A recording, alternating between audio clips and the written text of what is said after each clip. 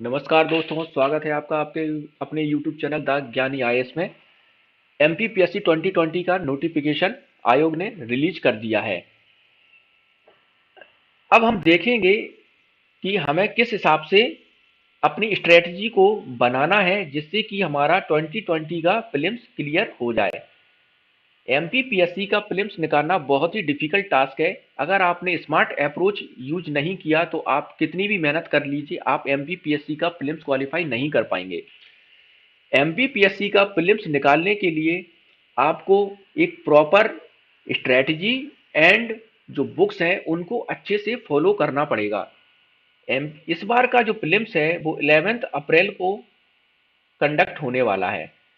तो अभी आपके पास 4 महीने का वक्त है। इन 4 महीने में आप बड़े आसानी से प्रीलिम्स को क्वालिफाई कर सकते हैं अगर आपने सही से अपनी स्ट्रेटजी और मेहनत, आपने अच्छे से लगन के साथ अगर आपने मेहनत की तो आप 100% क्वालिफाई कर जाओगे। एमपीपीएससी 2020 की सबसे डिफिकल्टी ये है कि अभी क्या तो इसका थोड़ा सा सिलेबस है ना, वो चेंज हो चुका है। ज़्यादा सिलेबस चेंज नहीं हुआ है, बट हल्का सा सिलेबस उन्होंने चेंज किया है।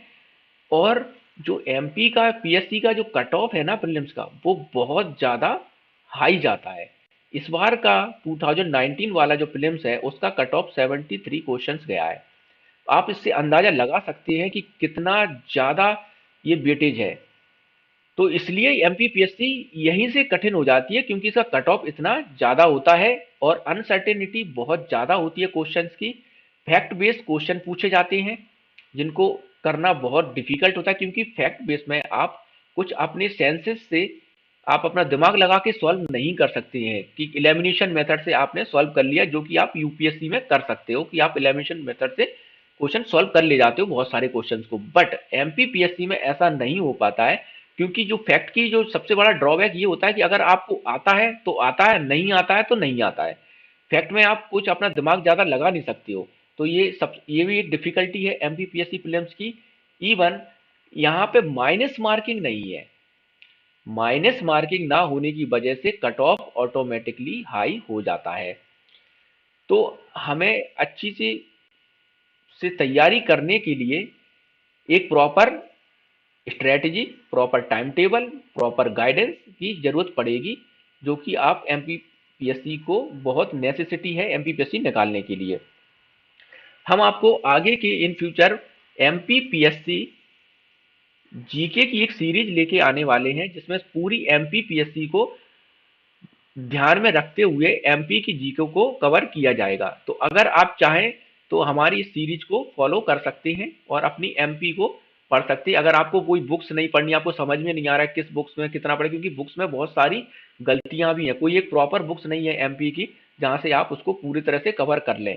और टाइम भी बहुत कम है, 4 महीने का समय है।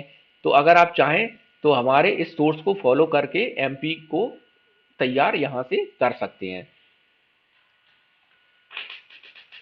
ये की कोटेशन है कि सक्सेस की सबसे खास बात यह है कि वो मेहनत करने वालों पे फिदा हो जाती है। तो अगर आप मेहनत नहीं करेंगे तो फिर आप कैसे एक्सपेक्ट कर सकते हैं कि आपको सक्सेस मिल जाएगी।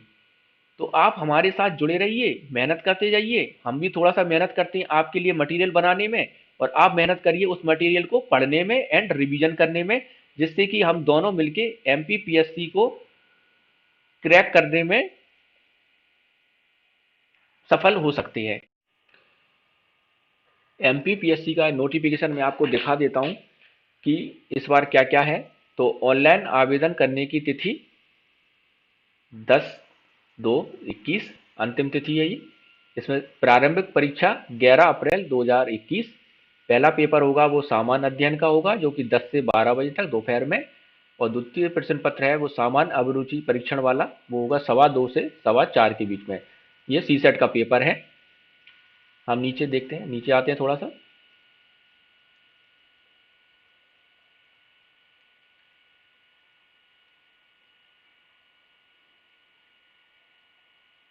यहाँ पे अब ये वैकेंसी की लिस्ट है, उसमें हम देखते हैं जो डिप्टी कलेक्टर है उसकी टोटल सीट 27 है। डीएसपी जो जीडी वाला, राज्य पुलिस सेवा उप पुलिस अधीक्षक 13 पोस्ट हैं। जिला सेनानी की एक पोस्ट है जनसंपर्क विभाग में। अब देखते हैं इसमें सहायक संचालक जनसंपर्क स्कूल शिक्षा विभाग एक वैकेंसी है। सहायक संचालक सहकारिता विभाग 40 वैकेंसीज हैं। सहायक आयुक्त सहकारिता एवं सहायक पंजीयक सरकारी संस्थाएं 6 वैकेंसी है। जेल विभाग में अधीक्षक जिला जेल 3 वैकेंसी है। राजस्व विभाग में नायब तहसीलदार 38 पोस्ट। सहकारिता विभाग में सहकारिता निरीक्षक सहकारिता विस्तार अधिकारी 18 पोस्ट है। वित्त विभाग में मध्य प्रदेश अधीनस्थ लेखा सेवा 88 पोस्ट है। टोटल जो पोस्ट है वो 235 है और ये बहुत ज़्यादा पॉसिबिलिटी है कि वैकेंसी अभी आपकी और बढ़ने वाली है।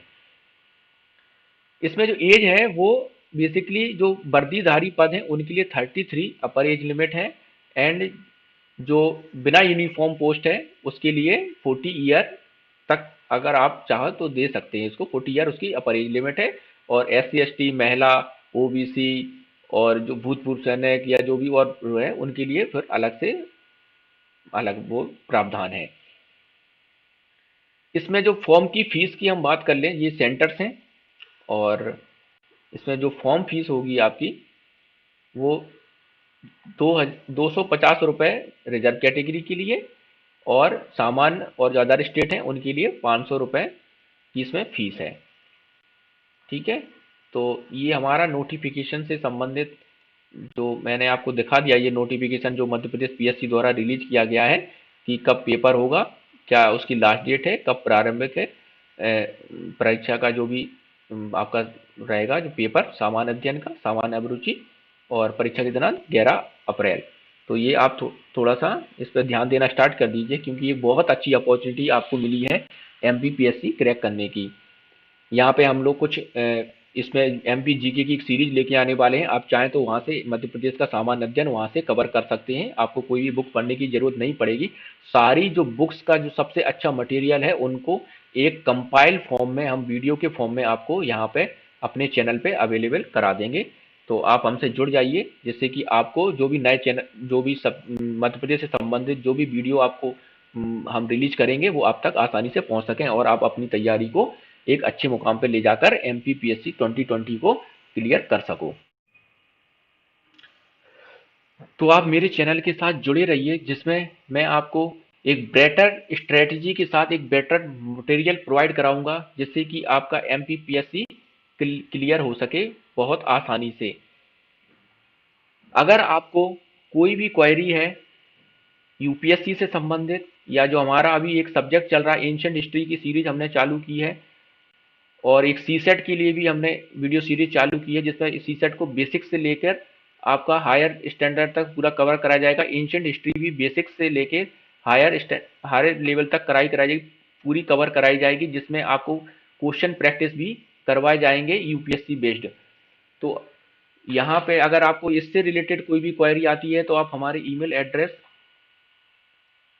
info.gyaniis@gmail.com पर संपर्क करके हमसे अपनी जो भी प्रॉब्लम है उसको सॉल्व कर सकते हैं। अगर आपको एंशिएंट हिस्ट्री की कंप्लीट PDF चाहिए, कलर प्रिंटेबल PDF है तो आप हमसे इसी ईमेल एड्रेस पे संपर्क कर सकते हैं। तो आज के लिए इतना ही है। Thank you, good bye, have a nice day.